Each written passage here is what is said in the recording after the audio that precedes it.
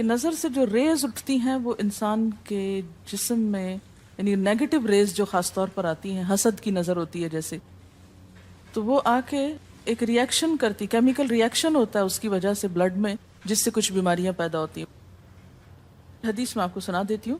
حضرت ام سلمہ سے روایت ہے کہ آپ صلی اللہ علیہ وسلم نے ایک لڑکی کے چہرے پر کالے پیلے رنگ کا نشان دیکھا تو آپ نے فرمایا اسے نظر بد لگ گئی ہے، اس پر دم کرو۔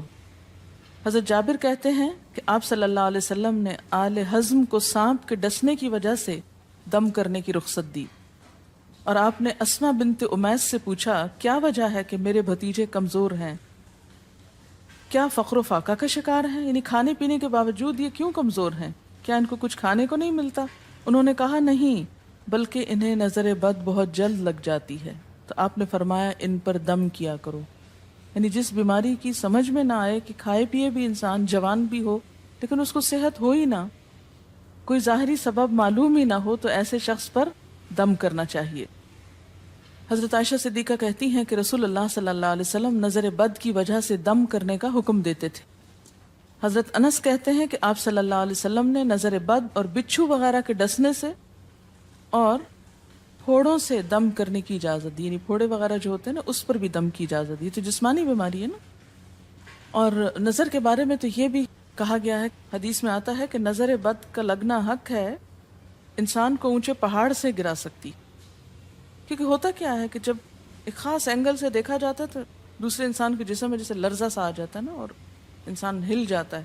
اس کی دلیل قرآن میں بھی ہے، ایک سورت کے آخر میں آتا ہے وَإِن يَكَادُ الَّذِينَ كَفَرُوا لَيُزْلِقُونَكَ بِأَبْصَارِهِمْ لَمَّا سَمِعُوا الذِّكْرَ، کہ قریب ہے کہ کچھ کافر آپ کو اپنی نگاہوں سے کیا کر دیں، پھسلا دیں جب یہ قرآن سنتے ہیں، یعنی وہ سننے نہیں آتے تھے، صرف آپ کو گھورتے رہتے تھے۔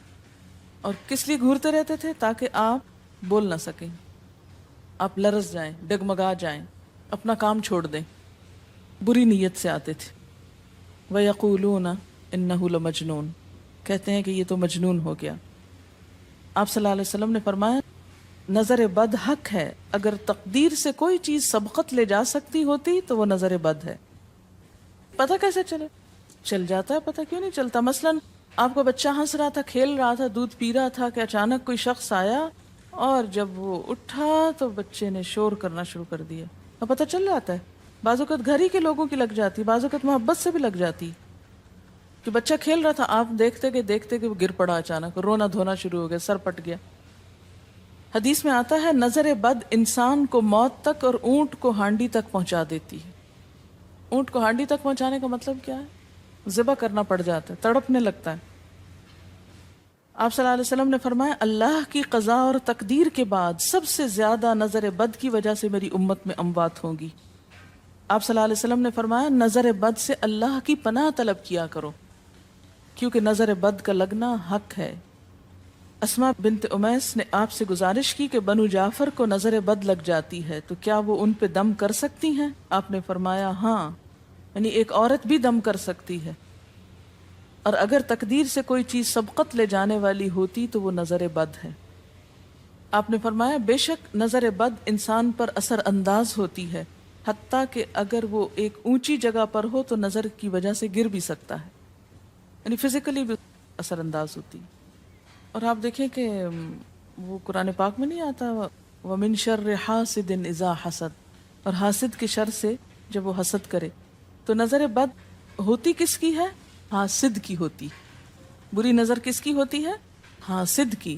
تو جو صبح شام 3 دفعہ یہ پڑھتے رہیں ان کو حاسد کچھ نہیں کر سکتے، ان کا کچھ نہیں بگاڑ سکتے، جتنا چاہیں گھورتے رہیں۔ اسی طرح ابن کثیر نے کہا کہ نظر بد کا اللہ کے حکم سے لگنا اور اثر انداز ہونا حق ہے۔ تو جب اللہ کی پناہ لیتے ہیں نا قل اعوذ برب الفلق قل اعوذ برب الناس، تو آپ نے اللہ کے پناہ لے لی، شیلٹر میں آ گئے آپ۔ اب ہر چیز بیکار ہو رہی ہے، سب نظریں اور اگر لگتی بھی ہے انسان کو تو کس سے؟ اللہ کے اذن سے لگتی۔ حافظ ابن حجر کہتے ہیں کہ نظر بد کی حقیقت کچھ یوں ہے کہ ایک خبیث الطبع انسان اپنی حاسدانہ نظر جس شخص پر ڈالے تو اسے نقصان پہنچے۔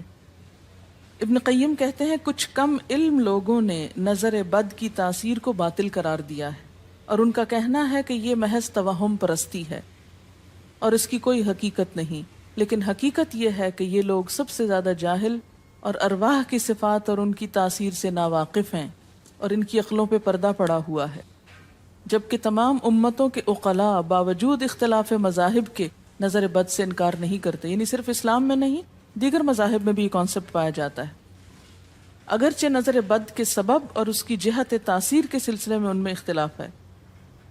پھر کہتے ہیں اس میں کوئی شک نہیں کہ اللہ تعالیٰ نے جسم اور روحوں میں مختلف طاقتیں اور طبیعتیں پیدا کی ہیں اور ان میں کئی خواص اور اثر انداز ہونے والی کیفیات ودیت کی ہیں. آپ دیکھیں کہ لو چلتی ہے تو اثر نہیں ہوتا، اس کا بھی تو اثر ہوتا ہے نا، حالانکہ وہ نظر نہیں آ رہی ہوتی. اور کسی عقل مند کے لیے ممکن نہیں کہ وہ جسموں میں روحوں کی تاثیر سے انکار کرے، کیونکہ یہ چیز خود دیکھی اور محسوس کی جا سکتی ہے. اور آپ دیکھ سکتے ہیں کہ ایک شخص کا چہرہ اس وقت انتہائی سرخ ہو جاتا ہے جب اس کی طرف وہ انسان دیکھتا ہے جس کا وہ احترام کرتا ہے، اور اس سے شرماتا ہو، اور اس وقت پیلا پڑ جاتا ہے جب اس کی طرف ایک ایسا آدمی دیکھتا ہے جس سے وہ ڈرتا ہو. یعنی جس سے آپ ڈرتے ہیں وہ آپ کو دیکھے تو آپ کا رنگ پیلا ہو جاتا ہے. فرمایا یہ سب کچھ روحوں کی تاثیر کی وجہ سے ہوتا ہے، اور چونکہ اس کا تعلق نظر سے ہوتا ہے اور اس لیے نظر بد کی نسبت آنکھ کی نظر کی طرف کی جاتی ہے، حالانکہ آنکھ کی نظر کچھ نہیں کرتی، یہ تو روح کی تاثیر. یعنی نظر یہ نظر نہیں ہے صرف، بلکہ اندر سے روح یا احساسات ہیں جو ٹرانسفر ہوتے ہیں. آپ دیکھیں کہ محبت کی نظر کیا اثر نہیں کرتی؟ کرتی ہے نا. اسی طرح نفرت کی، غصے کی، اور آپ کے چھوٹے بچے خاص طور پہ نظروں کو بہت پہچانتے ہیں. آپ نے دیکھا ہوگا کہ بچے کچھ لوگوں کے پاس فوراً چلے جاتے ہیں اور کچھ لوگوں کے پاس نہیں جاتے. بچوں کی مثال اس لیے دے رہی ہوں کہ وہ معصوم ہوتے ہیں نا، ان کو کسی نے سکھایا پڑھایا نہیں ہوتا کہ ادھر جاؤ اور ادھر نہ جاؤ، اور اگر آپ سکھائیں پڑھائیں بھی تو پھر بھی وہ اپنی مرضی کرتے ہیں، آپ کی نہیں مانتے. تو وہ ایک طرح سے بہترین جج ہوتے ہیں. بعض لوگوں کو دیکھ کے بچے رونے لگتے ہیں، بعض کو دیکھ کے مسکرانے لگتے ہیں. یہ ایسا کیوں ہوتا ہے؟ اچھا، اسی طرح اگر کوئی شخص کانسٹنٹلی آپ کو دیکھ رہا تو آپ کانشیس ہو جاتے ہیں، آپ ٹھہر نہیں سکتے. اسی طرح اگر کوئی سٹیئر کر رہا ہو تو اس کی نظروں سے بعض اوقات خوف بھی آنے لگتا ہے. اللہ نے کیسی کیسی طاقتیں انسان کو دی ہیں. سلطان النصیرہ. اچھا، پھر لکھتے ہیں کہ روحیں اپنی طبیعتوں، طاقتوں اور کیفیتوں اور اپنے خواص کے اعتبار سے مختلف ہوتی.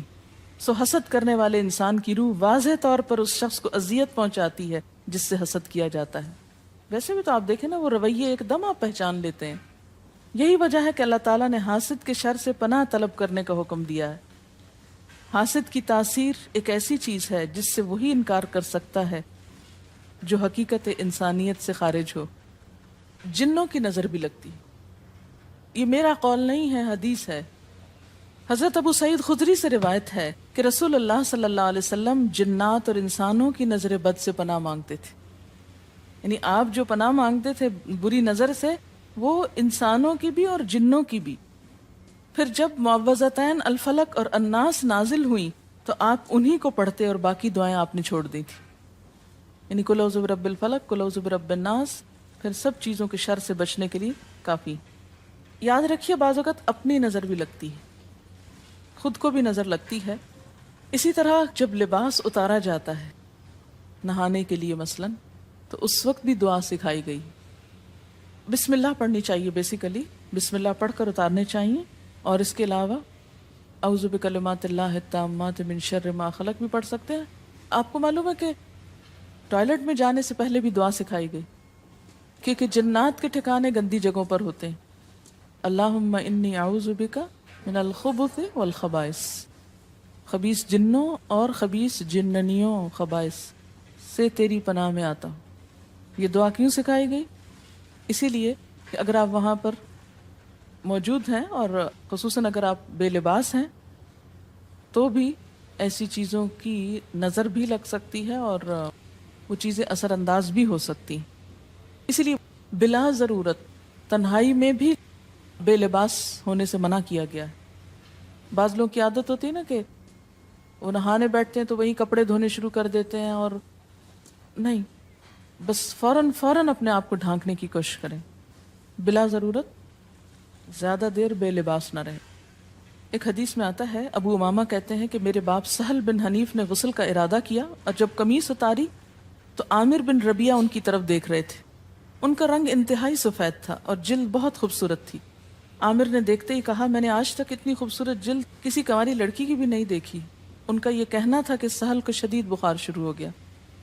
چنانچہ نبی صلی اللہ علیہ وسلم کو یہ قصہ بتایا گیا، اور آپ سے یہ بھی کہا گیا کہ سہل کی حالت یہ ہے کہ وہ سر بھی نہیں اٹھا سکتا۔ آپ نے پوچھا، کیا تمہیں کسی پہ شک ہے؟ انہوں نے کہا، جی ہاں، عامر بن ربیعہ پہ ہو سکتا ہے۔ آپ نے انہیں بلوایا اور ناراضگی کا اظہار کرتے ہوئے فرمایا، تم میں سے کوئی ایک کیوں اپنے بھائی کو قتل کرتا ہے؟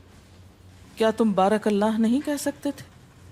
اس لیے اب غسل کرو، اور اس غسل کا پانی کس پہ ڈالا جائے؟ جس کو نظر لگی۔ عامر نے اپنا چہرہ، ہاتھ، کوہنیاں، ٹخنے، پاؤں اور اپنی چادر کے اندرونی حصے دھوئے، پھر اسی پانی کو آپ نے سہل کے اوپر پیچھے سے بہا دی، یہ نہیں کہ اس کے منہ پہ ڈالا، پیچھے سے بہا دیا، اور سہل فوراً ٹھیک ہو گئے۔ اس کا طریقہ بتایا گیا اس غسل کا۔ ابن شہاب زہری کا کہنا ہے کہ ہمارے زمانے کے علماء نے غسل کی یہ کیفیت بیان کی ہے، جس آدمی کی نظر لگی ہو اس کے سامنے ایک برتن رکھ دیا جائے، جس میں وہ سب سے پہلے کلی کرے اور پانی اسی برتن میں گرائے، پھر اپنا چہرہ دھوئے، پھر اسی پانی کے ذریعے اپنے ہتھیلیاں، دائیں ہاتھ اور ہتھیلی پہ پانی بہائے، پھر بائیں پر، اور پھر دائیں کوہنی پر، پھر بائیں کوہنی پر، پھر بائیں ہاتھ سے اپنا دایاں پاؤں دھوئے، پھر دائیں ہاتھ سے بایاں پاؤں دھوئے، اور پھر اسی طرح گھٹنوں پہ پانی بہائے، اور پھر یاد رہے کہ سارا پانی برتن کے اندر جائے، اور اس کے بعد جس شخص کو نظر لگی ہو اس کے سر کی پچھلی جانب سے وہ پانی ایک ہی بار بہا دیا جائے۔ حضرت عائشہ کہتی ہیں کہ جس شخص کو بری نظر لگتی اس کو اسی طرح غسل کروایا جاتا۔ اب بعض اوقات یہ نہیں پتہ چلتا کس کی لگی، ایسی صورت میں پھر طریقہ کیا ہے علاج کا؟ مریض کے سر پہ ہاتھ رکھ کر یہ دعا پڑھی جائے، بسم اللہ ارقیک من کل داء یؤذیک من کل نفس او عین حاسد اللہ یشفیک بسم اللہ ارقیک۔